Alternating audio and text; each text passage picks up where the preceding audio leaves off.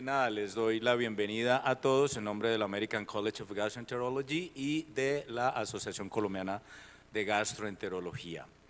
Felicitaciones al comité organizador y voy a presentar entonces al doctor Alan Barkun. El doctor Alan Barkun es profesor de la División de Gastroenterología de la Universidad de McGill en Montreal, Canadá, y nos va a hablar de hemorragia digestiva y los agentes antitrombóticos. Dr. Barkun, welcome to Colombia again.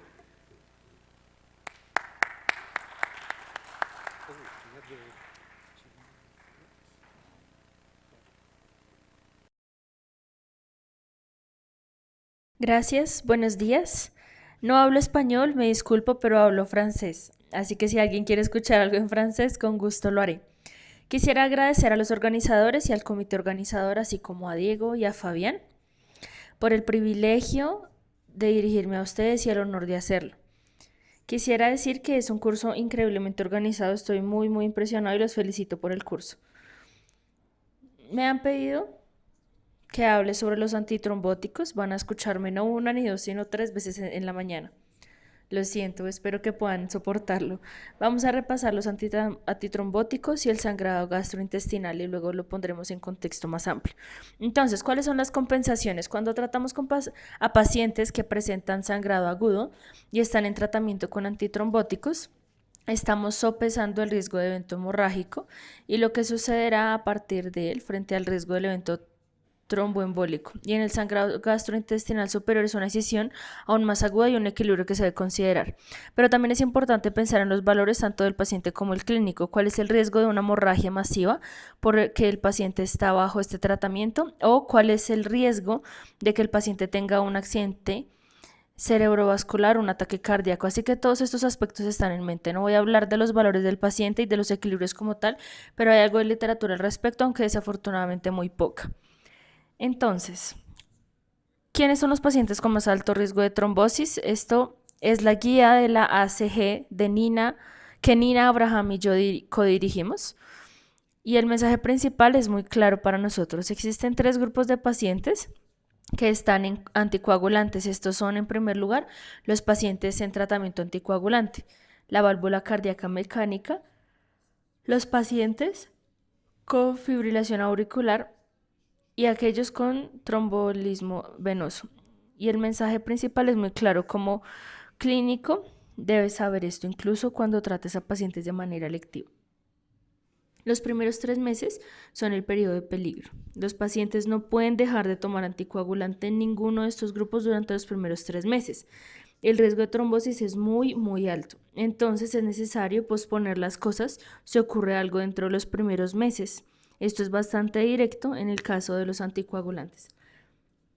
Sin embargo, se vuelve un poco más complicado para los pacientes que están en tratamiento con agentes antiplaquetarios. Para los pacientes que están con agentes antiplaquetarios, cualquier síndrome coronario agudo dentro de los 3 meses, nuevamente la regla de los 3 meses, implica que no se puede suspender los agentes antiplaquetarios. Si no hay antecedentes de síndrome coronario agudo, entonces se evalúa si el paciente ha tenido un stent coronario liberador de fármaco o un stent de metal.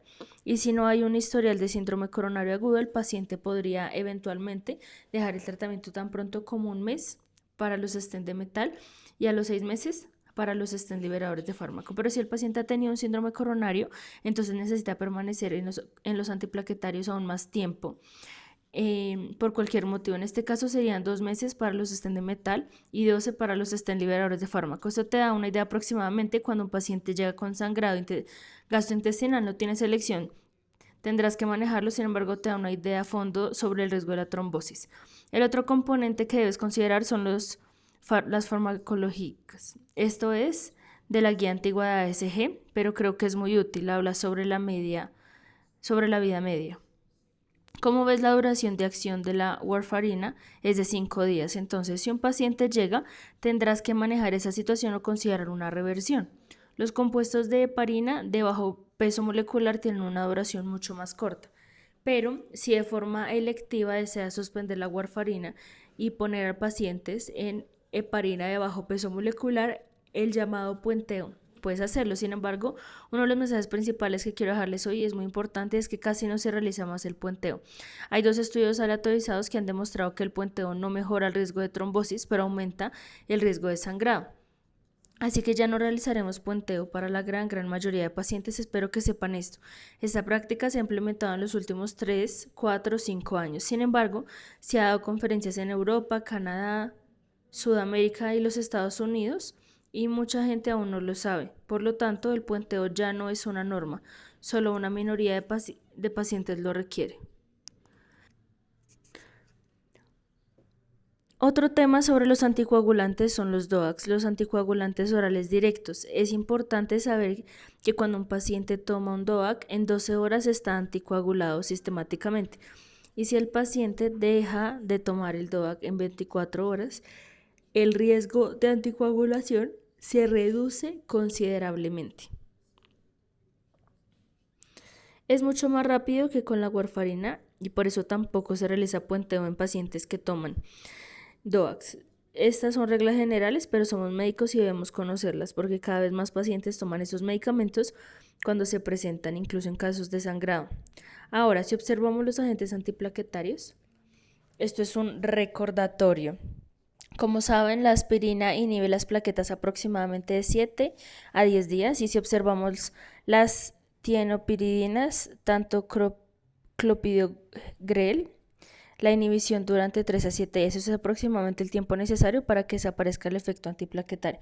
Así que tengan en cuenta esto cuando hablemos de reiniciar agentes antiplaquetarios. Hoy les voy a mostrar un par de algoritmos que en realidad provienen de una herramienta de difusión. Es una publicación adicional que realizamos sobre las guías de la ACG sobre antitrombóticos, publicada en el American Journal of Gastroenterology. Hablemos de la gestión de pacientes en tratamiento antitrombótico con sangrado gastrointestinal agudo. Este es el tema y comenzaremos hablando sobre la anticoagulación. En cuanto a los pacientes que se presentan, es necesario corregir el INR porque muchos pacientes están en tratamiento con warfarina, aunque quizá también DOACs, la ASGE y la ESGE sugieren proceder y suspender el anticoagulante. La ASGE recomendó un valor umbral de 2.5, pero en realidad no está claro, y la ASGE no establece un límite de INR. Deben saber que estas reglas ya no se aplican, no nos preocupamos por el INR si un paciente se presenta con una hemorragia aguda, a menos que esté supraterapéutico y tenga sangrado en las encías o presente púrpura o moretones en el cuerpo. Si el INR de su paciente es terapéutico, incluso hasta 3.5, no debe preocuparse en un contexto agudo de sangrado. No es necesario corregirlo, volveré a explicar por qué en un momento. Esto se debe a que la corrección de INR no funciona muy bien y toma tiempo. Por ejemplo, para pacientes en tratamiento con un antagonista de la vitamina K o warfarina, la administración de vitamina K está bien, pero como saben, tarda 24 horas en hacer efecto, entonces el paciente que ha sangrado ya estará mejor o habrá empeorado. Lo mismo ocurre con el plasma fresco congelado o el concentrado de complejo de protrombina. Cuando observamos los datos, lamentablemente encontramos que no hay muchos beneficios en el uso de estos. El CCP tiene la ventaja sobre el PFC de que proporciona menos volumen. Esto ciertamente es una consideración para evitar una sobrecarga de volumen. Tengan en cuenta esto. En cuanto a los DOACs, casi no tenemos datos sobre pacientes con sangrado gastrointestinal activo. De hecho, si un DOAC se ha tomado dentro de las 24 horas, como les mencioné, después de 24 horas el paciente ya no está significativamente anticoagulado. Pero cuando revisamos las guías no pudimos hacer una recomendación porque hay muchos datos disponibles.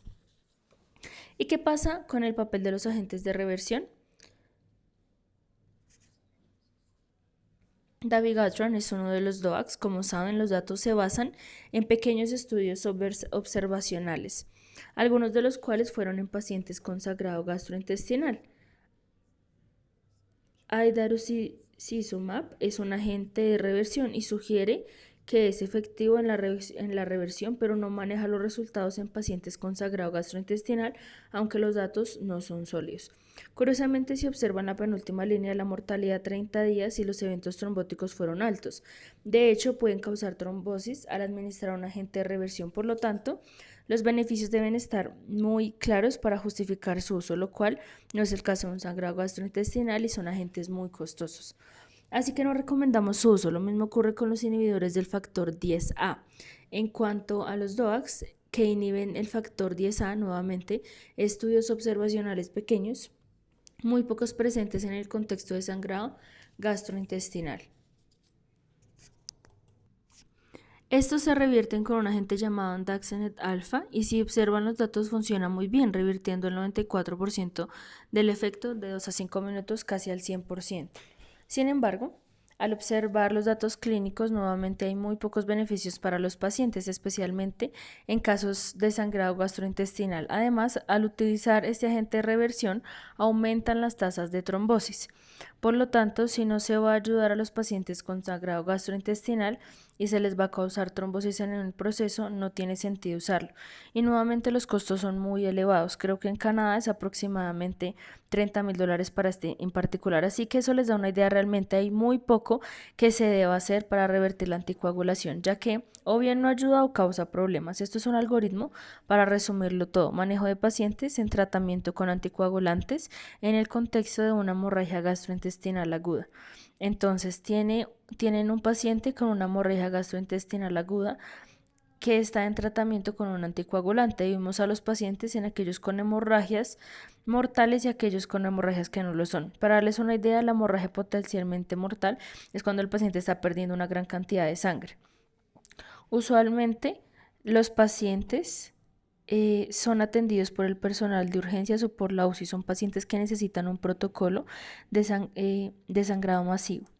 En una situación totalmente diferente, raramente vemos a estos pacientes. Para cuando nos llaman ya no se trata realmente de una hemorragia potencial mortal o el paciente ha sido estabilizado.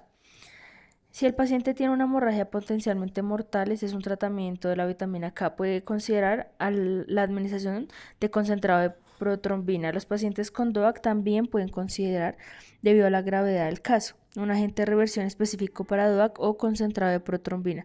Sin embargo, la gran mayoría de los pacientes que vemos no presentan hemorragias potencialmente mortales. Esto es lo que quiero que recuerden de esta charla sobre pacientes anticoagulados que se presentan con hemorragia gastrointestinal, ya sea superior o inferior. En realidad, sugerimos no administrar PFC, no administrar vitamina K y no pudimos recomendar a favor o en contra del CCP, pero sugiero no administrarlo. Simplemente no reviertan la anticoagulación a menos que el INR sea alto. Para pacientes con DOAC también sugerimos no usar agentes de reversión o CCP.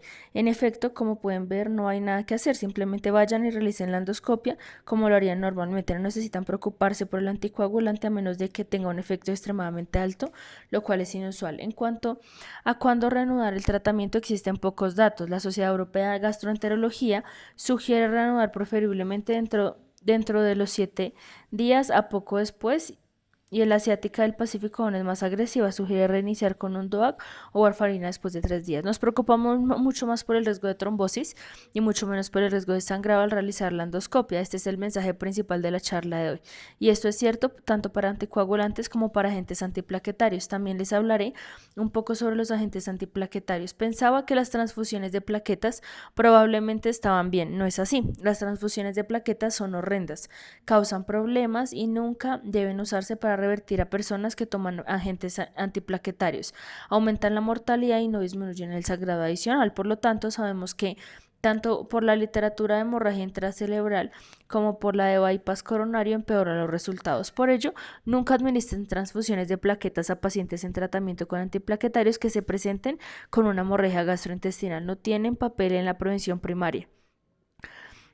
No deberíamos usar aspirina. Para prevención secundaria sugerimos no suspender la aspirina. Pueden hacer cualquier procedimiento endoscópico mientras el paciente esté tomando aspirina. Incluso los cirujanos también lo hacen. Así que adelante, administrela, porque aunque la suspendan, el efecto tardará 10 días en desaparecer, no tendrá efecto, pero no aumentará los riesgos para realizar la endoscopia. Por lo tanto, realicen el procedimiento sin impactar negativamente en el riesgo de sangrado ni aumentar el riesgo de eventos cardiovasculares. En realidad tenemos un ensayo aleatorizado de Hong Kong de hace varios años. Se aleatorizó a pacientes con sangrado de úlcera péptica y se le administró aspirina en los primeros 2 meses o placebo. Y pueden ver que no hubo mayor riesgo en sangrado, pero sí un aumento significativo en la mortalidad, así que la aspirina no hace nada malo para el sangrado. Pueden continuarla, pero suspenderla si el paciente la toma para profilaxis secundaria puede aumentar la mortalidad, así que tengan eso en cuenta. Y ese es el algoritmo real para pacientes con hemorragia gastrointestinal aguda que toman antiplaquetarios para prevención cardiovascular secundaria. Sugerimos no administrar transfusiones de plaquetas. Les he mencionado esto, si el paciente está tomando aspirina para prevención secundaria cardiovascular, sugerimos no suspender la aspirina, continuarla, y si se suspendió, sugerimos reiniciarla lo antes posible. No debió haberse suspendido en primer lugar. Muy sencillo, nuevamente pocos datos sobre cuándo iniciar los agentes antiplaquetarios, pero también aquí son muy agresivos. En 3 días adelante reinicien el agente antiplaquetario. Así que una forma muy diferente de manejar a estos pacientes en comparación con lo que solíamos hacer para pacientes en doble terapia antiplaquetaria. Desafortunadamente hay muy pocos datos y en este contexto pueden usar su juicio, pero nuevamente las guías sugieren ser agresivos. En casos de bajo riesgo de sangrado se continúa con la doble terapia antiplaquetaria y en casos de alto riesgo se reinicia rápidamente con el agente P2Y12. De hecho, las guías del Pacífico Asiático sugieren reiniciar en 5 días y no preocuparse demasiado por el sangrado. Así que nuevamente muy agresivo respecto al sangrado y más preocupados por el riesgo de trombosis. Finalmente, no olviden la profilaxis secundaria en pacientes con antecedentes de sangrado por úlcera que reciben profilaxis cardiovascular, ya sea con terapia antiplaquetaria simple o doble. Sugerimos administrar PPI mientras estén en el tratamiento. Exactamente lo mismo en los anticoagulantes. Para pacientes con antecedentes de sangrado por úlcera y que necesitan estar en un anticoagulante, sugerimos que también deben estar en PPI y permanecer en PPI mientras necesiten el anticoagulante. En conclusión, en el contexto de procedimientos gastrointestinales electivos, omitir estos procedimientos electivos. Porque no lo discutimos hoy, me disculpo, pero estoy feliz de discutirlo. Era para recordarles que durante la sesión de preguntas estoy disponible para hablar sobre indicaciones selectivas. Hemorragia gastrointestinal aguda en pacientes en tratamiento con anticoagulante, solo corregir la coagulopatía si el sangrado es potencialmente mortal. Estamos hablando de un sangrado masivo. Los agentes de reversión para DOAC solo si hay sangrado potencialmente mortal y se reinicia todos estos anticoagulantes dentro de los 3 a 7 días de forma agresiva. Hemorragia gastrointestinal aguda en pacientes con antiplaquetarios sin transfusión de plaquetas. Suspender la aspirina si no debe tomarse para prevención primaria, pero si es para prevención secundaria, continúala sin preocuparse. En cuanto a reiniciar los antiplaquetarios lo antes posible, dentro de 3 a 5 días, y no olviden la profilaxis secundaria. Cualquier persona que haya sangrado con un antitrombótico, particularmente por una úlcera, debe recibir PPI y mantenerse en PPI para profilaxis secundaria mientras el paciente requiera este antitrombótico. Muchas gracias por su atención.